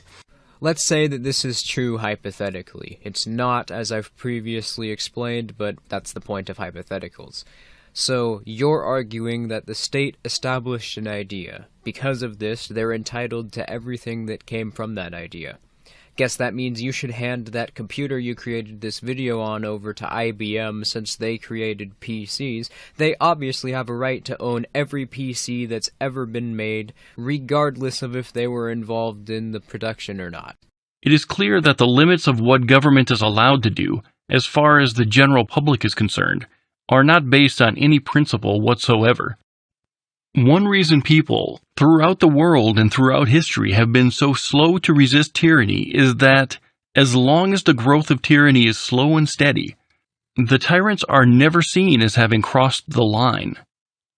This is because, without any underlying principles by which to gauge right and wrong, there can be no line to cross. The belief in authority is completely incompatible with any moral principles, precisely because the essence of the belief is that the idea that those in authority are not bound by the same rules of conduct as their subjects. Logically, how could the subjects ever be justified in dictating standards of behavior to their masters? If taxation, forced confiscation of wealth, increases from 62 to 63%, how could any status on principle declare that the line had been crossed? or that government had overstepped its bounds. There can be no principled objection to robbery unless it's an objection against any level of robbery, even if legal. If 1% confiscation of wealth by government is legitimate in principle, then so is 99%. Either the rulers own the people and have the right to take as much as they please, or the people own themselves, and the rulers have no right to forcibly take anything from them. There can be no principle anywhere in between. How can there be? What possible rational basis could there be for holding the belief that 46% slavery is good, but 47% slavery is bad? How could there be any principled line anywhere in between 0 and 100%? U vindt belasting een vorm van diefstal? Ja. Met belasting zorgen wij voor faciliteiten voor alle burgers. Dat is vindt u dat een legitiem doel van belastingen? Nee. Dus u woont nu in een sociale huurwoning? Ja. Mogelijk gemaakt? Mogelijk gemaakt. Doordat anderen... ja. Sorry, dat vind ik heel erg maak daar wel gebruik van. Sorry, de overheid neemt mij alles af wat ik heb. Neem mij mijn huis af, zodat ik word gedwongen om een sociale flat te wonen. En dan wilt u mij vertellen dat ik dankbaar moet zijn dat ze zo aardig zijn geweest om een sociale flat te zorgen. Ik heb niet gezegd dat u dankbaar moet zijn. Ik krijg een beetje een DDR-gevoel, moet ik zeggen, als u dat zegt. Gaan uw kinderen naar school? Zo van, dat is dezelfde redenatie die ook werd gebruikt door de bestuurders van de DDR. Zo van, u heeft een opleiding genoten op kosten van de Oost-Duitse staat en nu wilt u vluchten, u bent asociaal. Dat is de redenering die ik hier bij u hoor. Ik vind het schokkend dat u dit durft te zeggen. Ik vroeg of u daar gebruik van maakte. Ik neem aan dat uw kinderen naar school gaan. Dat wordt betaald via belastinggeld. Vindt u dat een legitiem doel voor belastinggeld? Nee, ik wil daar best antwoord op geven, maar ik zie niet in wat dat bijdraagt aan de waarheidsvinding van deze commissie. Maar ik wil u best zeggen hoe ik daarover denk. Nou, gisteren hadden wij hier een belastingadviseur en een hoogleraar die alles weet van de inkomstenbelasting, wat u ook pretendeert, die klanten helpt en informeert en begeleidt, maar die zegt, ja, natuurlijk moet je wel belasting betalen. Het zegt toch iets? Ik zal u vertellen hoe ik erover denk. Mijn visie is dat ieder mens recht heeft op zijn eigen lijf en goed. En dat ieder mens mag doen en laten wat hij wil, zolang hij geen inbreuk maakt op andermans lijf en goed. Dat is een fundamenteel mensenrecht, dat is het zelfbeschikkingsrecht. De overheid maakt daar inbreuk op door op verschillende manieren, waaronder de militaire dienstplicht, die nog steeds niet is afgeschaft, en ook door middel van belastingheffing. Nou, ik heb mijn brood verdiend met het adviseren van militaire dienstplichtigen bij het ontwijken van de militaire dienstplicht, omdat ik dat zag als een groot onrecht, een vorm van dwangarbeid die werd opgelegd aan onschuldigen. En toen die werd opgeschort, heb ik mijn aandacht verlegd naar belastingontwijking, omdat ik uit diezelfde principes ook vind dat belastingheffing een inbreuk is op het eigendomsrecht. Het recht om te beschikken over de vruchten van je arbeid. De overheid heeft dat geld vervolgens de eerste paar duizend jaar gebruikt ter verrijking van de adel en de koning. Daarna is men het geld gaan weggeven voor een deel aan het volk. Heeft men cadeautjes aan het volk uitgedeeld om daarmee de belastingheffing te legitimeren, maar die is daarmee niet gelegitimeerd. Je spreekt van roof als je eigendom wordt afgenomen onder bedreiging van geweld, zonder dat je schade toegebracht die weigert te vergoeden en zonder dat je verplichtingen weigert na te komen die je willig bent aangegaan. En dat is precies wat de overheid doet. Als je belasting moet betalen volgens de regels die de staat oplegt en je doet dat niet, dan komen de mensen langs om je huis leeg te halen. En als je er tegen verzet, dan word je als crimineel behandeld. Als je geen aangifte doet, dan word je maximaal 4 jaar in een hok opgesloten voor het niet doen van aangifte. Dat is hoe de staat aan haar geld komt, door mensen te bedreigen met opsluiting in een hok. En daar heb ik geen moeite mee als je dat doet met moordenaars, dieven, verkrachters, rovers, oplichters. Maar als je dat doet met onschuldige mensen die gevlieg hebben kwaad gedaan, en zoals bijvoorbeeld dienstplichtigen, zoals belastingbetalers, dan is dat een heel groot onrecht. En dat grote onrecht, daar strijd ik tegen.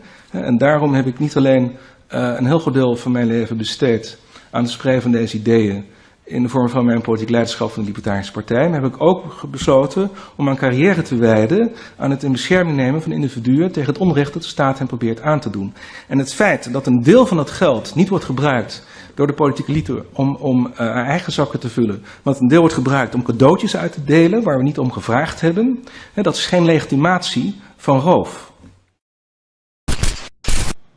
All you have to do is go and look at how soul dead the vast majority of all of secular society is. These people have no spirituality at all. They're obsessed with minutia. They're obsessed with, people are obsessed with like whether their car is parked out in front of their home. That's what they're worried about. They're obsessed with little rules and regulations. They want to have little petty power. They want to be petty tyrants over other people. You know? That's what they're worried about. As opposed to whether people are free or not. They don't care about whether they're losing their rights. You know, this is how ignorant and bullheadedly stubborn most people are. You know, they'll get all upset when their football team loses or because they ran out of beer in their fridge. But, you know, they won't get upset when their freedom of speech is being destroyed. You know, just because they don't care about who it's being taken from first. Oh, they'll get my freedom of speech last. They'll take people I don't agree with first. A derivative of the concept of law is the concept of crime. The phrase committing a crime obviously has a negative connotation. The notion that breaking the law is morally wrong implies that the command being disobeyed is inherently legitimate, based solely upon who gave the command. If a street gang tells a store owner, "Give us half of your profits or we will hurt you," no one would consider the store owner a criminal if he resisted such extortion. But if the same demand is made by those wearing the label of government, with the demand being called law and taxes, then that very same store owner would be viewed by almost everyone as a criminal if he refused to comply.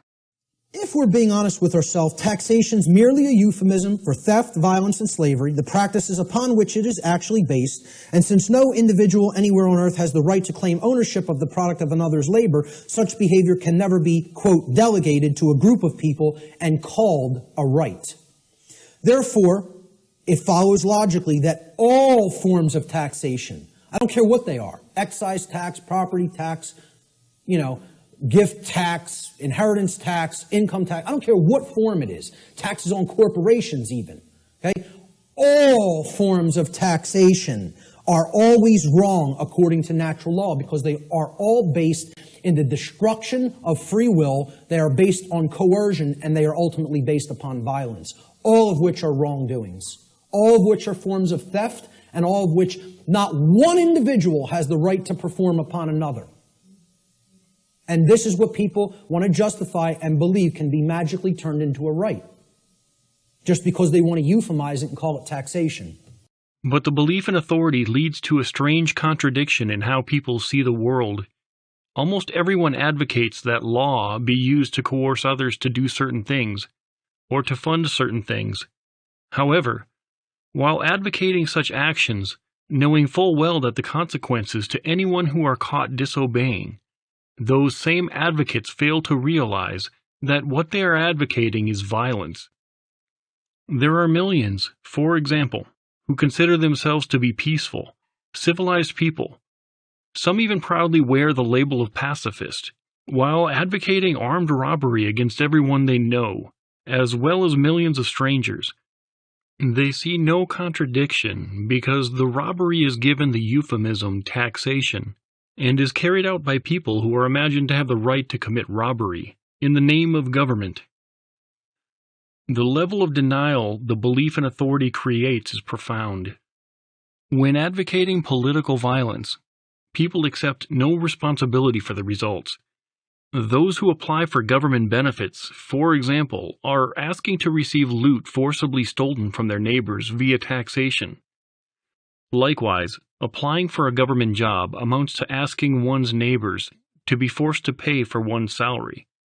Whether the person receives a direct payment or some service, program, or other benefit, he will usually accept stolen property without the slightest hint of shame or guilt. He may otherwise be perfectly neighborly to the people whom he asked the state to rob. In no other situation does such a strange mental disconnect occur, not only for the one advocating the act of aggression, but also for the victim of it. If, for example, One person had paid an armed thief to break into his neighbor's house and steal some of his valuables, and the neighbor knew he had done so. Such neighbors would probably not be on friendly terms, to say the least. Yet the same thing is done using authority, via elections, followed by legislative theft. Neither the thief nor the victim usually perceives anything wrong with it. Author's personal note: I've lost count of how many people have expressed sympathy for me and my wife because we were imprisoned for not bowing to the IRS. But it never seems to occur to our non-anarchist acquaintances that we were caged by the very people they voted for disobeying commands which they advocated. As far as I know, not one statist we know has even noticed the schizophrenia and hypocrisy of the activity supporting mass extortion, taxation, and then giving heartfelt condolences to the victims of that same extortion. One can see the supernatural essence of authority in the fact that, among the people who eagerly vote for their neighbors to be legally extorted and robbed, few would ask or pay mere mortals to do the same thing. Few would feel justified in hiring a street gang to rob his neighbors in order to pay for his own child's schooling. But many millions advocate the same thing when they condone property taxes to fund public schools. Why do the two feel so morally different to them? Because those who believe in government believe it consists of something more than the people in it. It is imagined to have rights that no mere mortal has. From the perspective of the statist, asking government to do something has far more in common with praying for the gods to do something than it does with asking people to do something. A statist who demands certain legislation would be horrified and offended if some group of average people offered to provide similar services. Imagine if a street gang made the following offer to a local resident. We'll do a shakedown of your neighbors and use what we can get to pay for things you want. Your kid going to school, fixing the roads, stuff like that. We have to keep a cut for ourselves, of course.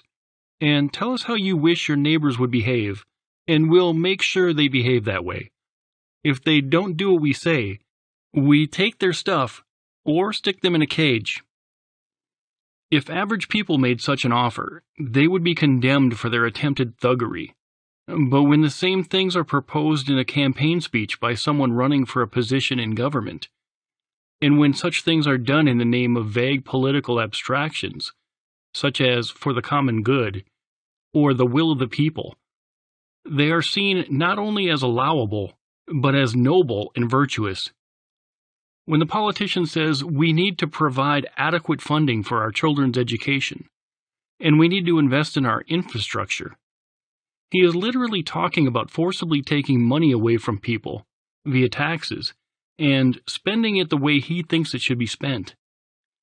Such aggression is accepted as justified when done in the name of authority, but recognized as immoral if done by mere mortals. This shows that, in the mind of the statist, government is something more than a collective of human beings. Paradoxically, statists will insist that everything that government is allowed to do, and everything it is, comes from the people. All belief in government requires the absurd cult-like belief that, by way of pseudo-religious political documents and rituals, constitutions, elections, appointments, legislation, and so on, a bunch of mere mortals can conjure into existence an entity that possesses superhuman rights. Rights not possessed by any of the people who created it. And once the people hallucinate the existence of such a thing, they will eagerly beg that thing to forcibly control and extort their neighbors. People recognize that mere mortals have no right to do such things, but truly believe that the deity called government has every right to do such things. Don't you just love it when people condescend to you after you've said, for example, that people pay taxes or obey regulations at gunpoint, when they demand to know, has anyone from the government pointed a gun at you to make you pay taxes or obey regulations? This sort of response is hard to take seriously. Even if one has never encountered evidence of police carting folks off to jail for such violations of law, one might make the time to read the sanctions expressed in the statutes. Fines and imprisonment. Does anyone really imagine that enforcement of such sanctions is carried out by unarmed government agents? Yes, normally people either obey the government's laws or regulations, or when charged with violations, submit to the legal process that imposes fines or tosses them into prison. Why then go along peacefully is no mystery. Determined resistance would bring forth the government's violence in an instant. So in fact, the gun is always there, and always known to be there. And whenever the government requires or forbids anything, especially when it categorizes an action as a felony, as it has done for hundreds, maybe thousands of actions, many with no victim except the grasping and intrinsically violent state itself.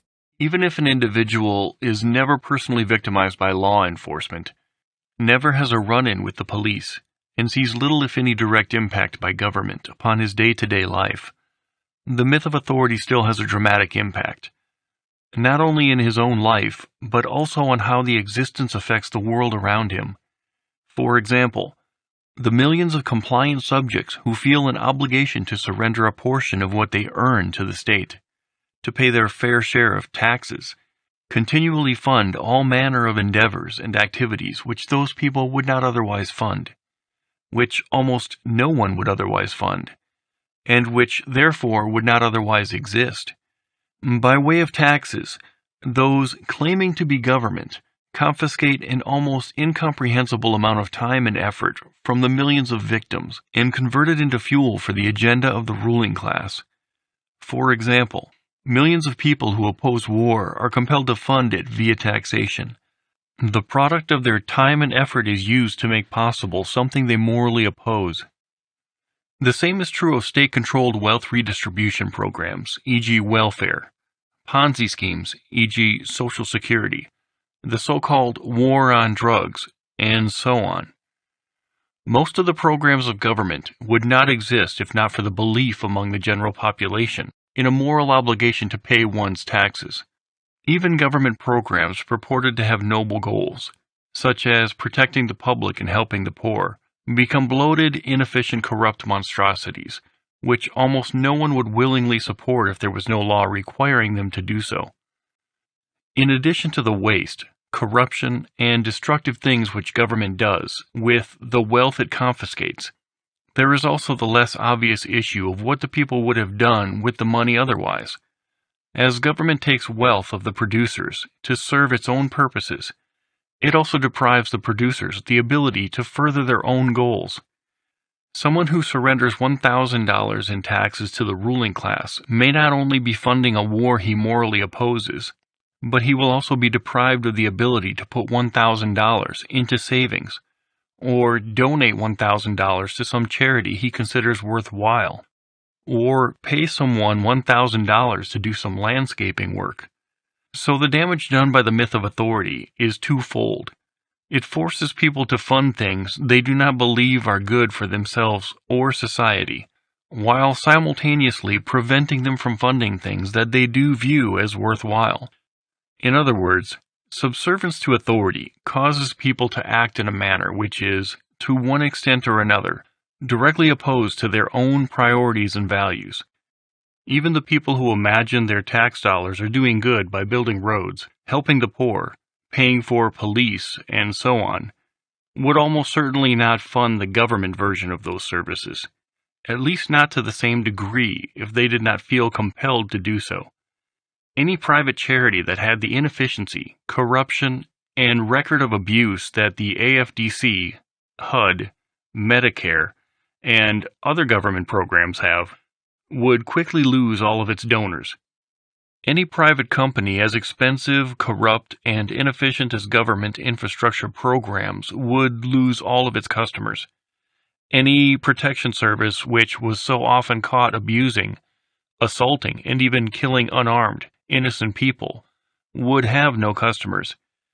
Any private company that claimed to be providing defense, but told its customers it needed $1 billion every week to wage prolonged war on the other side of the world, would have very few, if any, contributors, including among those who now verbally support such military operations.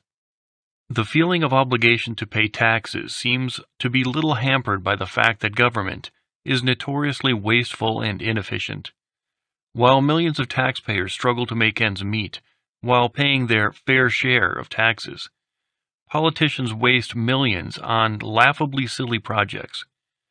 Everything from studying cow farts, to building bridges to nowhere, to paying farmers not to grow certain crops, and so on. And billions more are simply lost, with no accounting of where they went.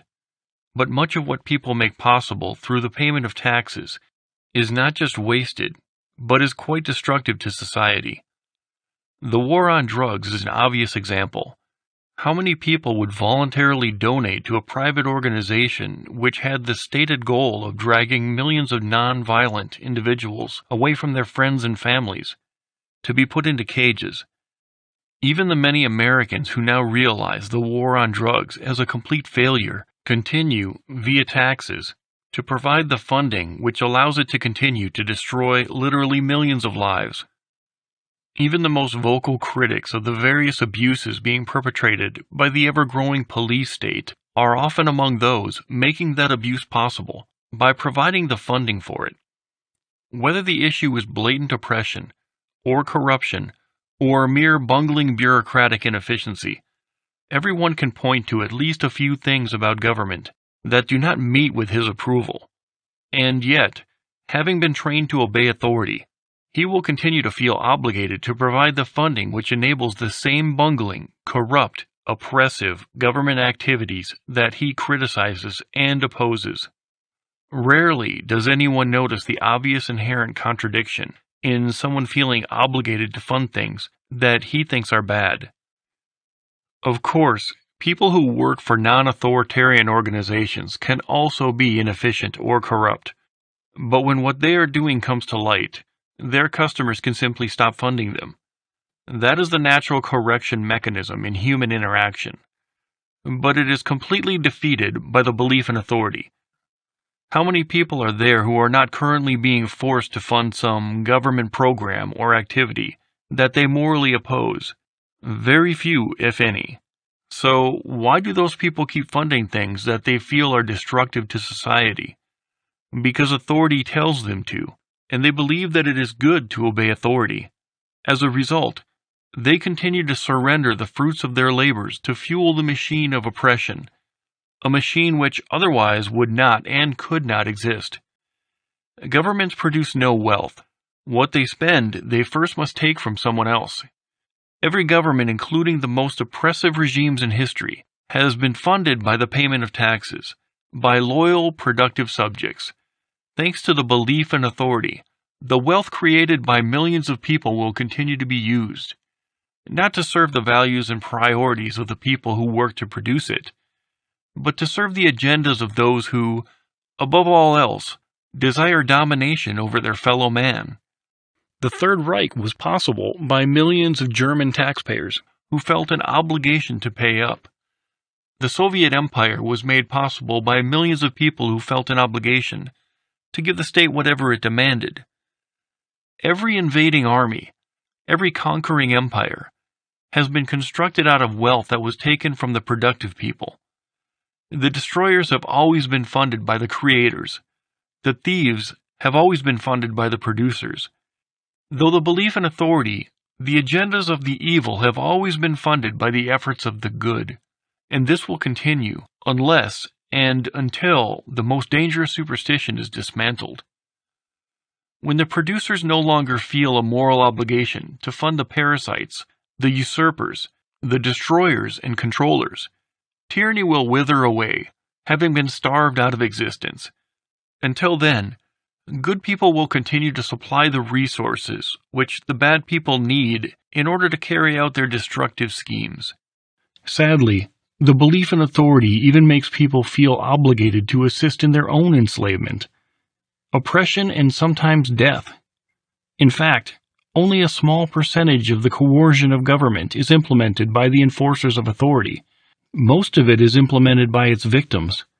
The ruling class merely tells people that they are required to do certain things, and most people comply without any actual enforcement taking place.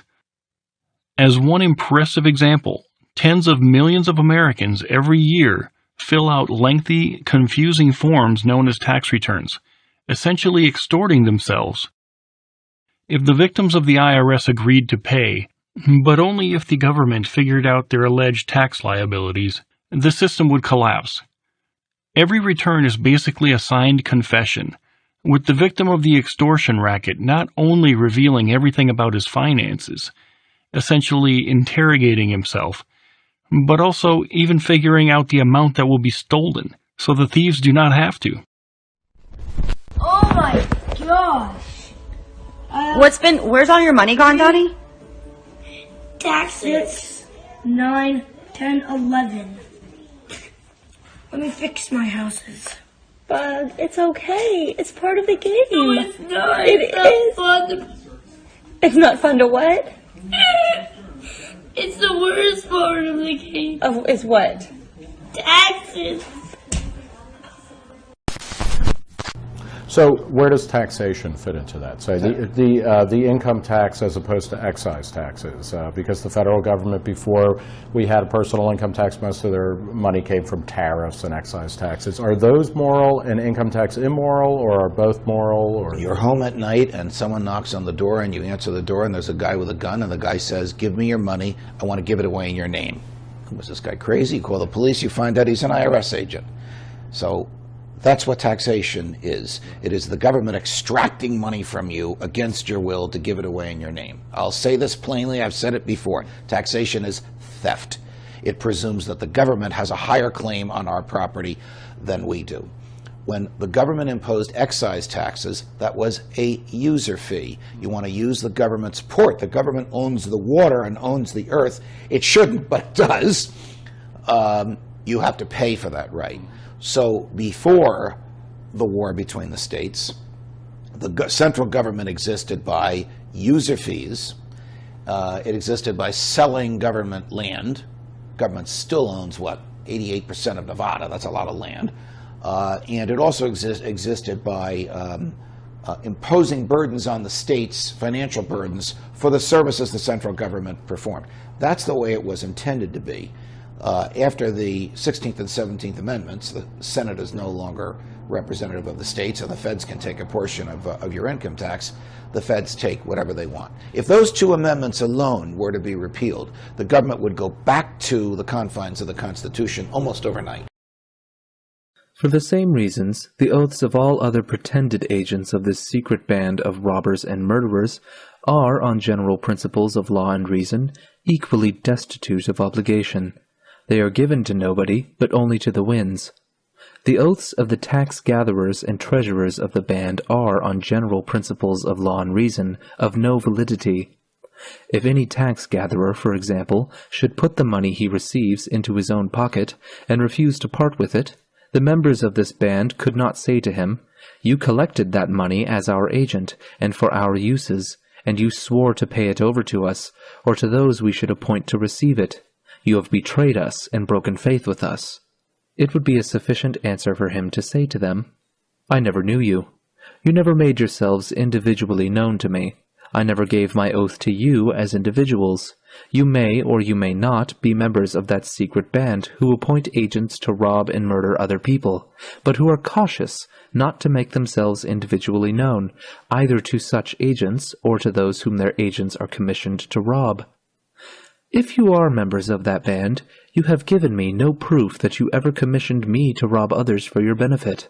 I never knew you as individuals, and of course never promised you that I would pay over to you the proceeds of my robberies. I committed my robberies on my own account, and for my own profit. If you thought I was fool enough to allow you to keep yourselves concealed, and use me as your tool for robbing other persons, or that I would take all the personal risk of the robberies, and pay over the proceeds to you, you were particularly simple. As I took all the risk of my robberies, I propose to take all the profits. Begone! You are fools as well as villains. If I gave my oath to anybody, I gave it to other persons than you. But I really gave it to nobody. I only gave it to the winds. It answered my purposes at the time. It enabled me to get the money I was after, and now I propose to keep it. If you expect me to pay it over to you, you relied only upon that honor that is said to prevail among thieves. You now understand that that is a very poor reliance. I trust you may become wise enough to never rely upon it again. If I have any duty in the matter, it is to give back the money to those from whom I took it, not to pay it over to such villains as you. Ironically, in considering other places and other times, almost everyone accepts, even praises the use of illegal violence, including deadly violence, against agents of government. Few people would still insist that Jews who lived in 1940s Germany should have continued to try to work within the system by voting and petitioning the Third Reich for justice.